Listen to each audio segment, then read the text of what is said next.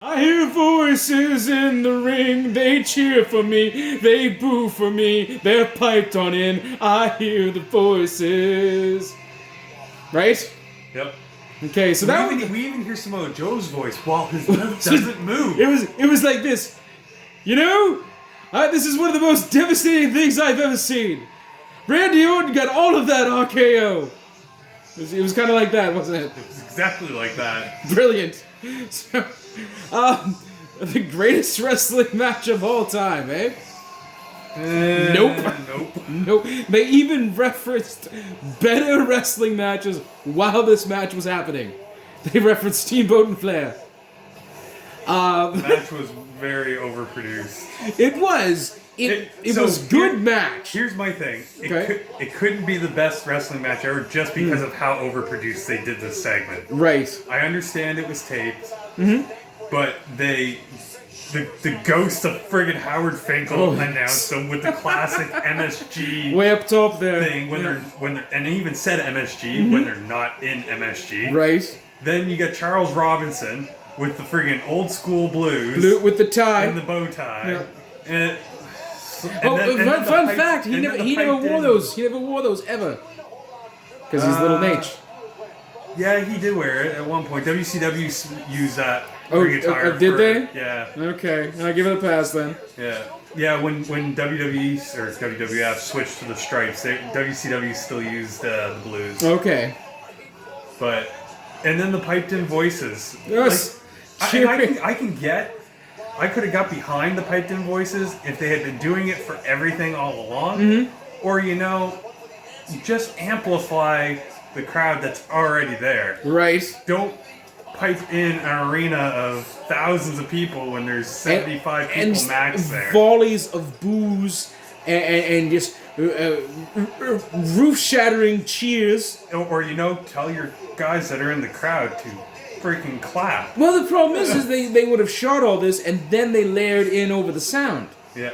And obviously commentary came after. Everything. Obviously, because all they were doing was sitting there. Well, no, there were times that we did catch a glimpse of them, like when Randy Orton hit the punt. They did react to that. And I think some of the spears. But then at one point you could clearly see Samoa Joe and Tom Phillips just not talking at all while their voices were being heard. Yeah, exactly, just like that. It was Joe. Yep, just... And he got every bit of that. My goodness, it was devastating. Just like that. Okay, so you said that it was basically they're trying to amp it up like an old 80s... Well, now they're going to sell this. Well, yes, it's going to be the greatest wrestling match of all time. Somebody's going to go out on a stretcher. Right, exactly. Because Steamboat did when he fought Ric Flair. So, I don't know, man. The match itself, in and of itself, is fine. If they hadn't gone to the hype of saying the greatest of all time, then I think I'd be more forgiving on it. Yeah, me too. Because the action was good. Everybody got the stuff in. There was crossfaces, and there were edge-o-matics. There was Three Amigos. That was kind of fun. Randy Orton went to do it, and that would be blasphemous, but he did not complete it, thank goodness. And Edge managed to get the tribute to Eddie in there. There was Spears, of course. Edge's new submission move, the anti-venom, I think they're calling it. An unprettier, or kill switch, whichever you prefer. So, the action was good. At one point, Randy Orton stopped bleeding from a head wound. Yeah. Just completely stopped bleeding from a head wound. Which does not happen without the application of like a bandage or some sort of like a super glue or pressure or something like that. None of that happened. He just stopped bleeding. So there you go. Again, it was good. But I definitely had more fun watching the Viking Prophets. Yeah. I laughed and I was enthralled. Tozawa was there with his motorcycle ninjas. Oh, great stuff. That better lead to something for Tozawa. I really hope so.